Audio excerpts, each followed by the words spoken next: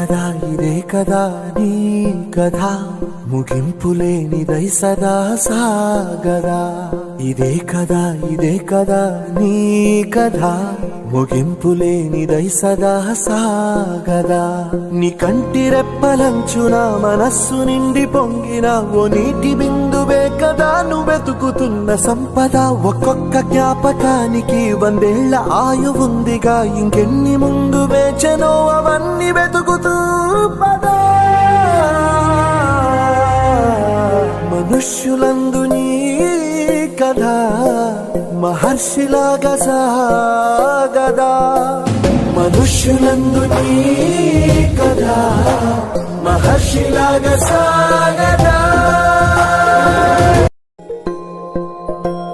ఇదే కదా నీ కథ ముగింపు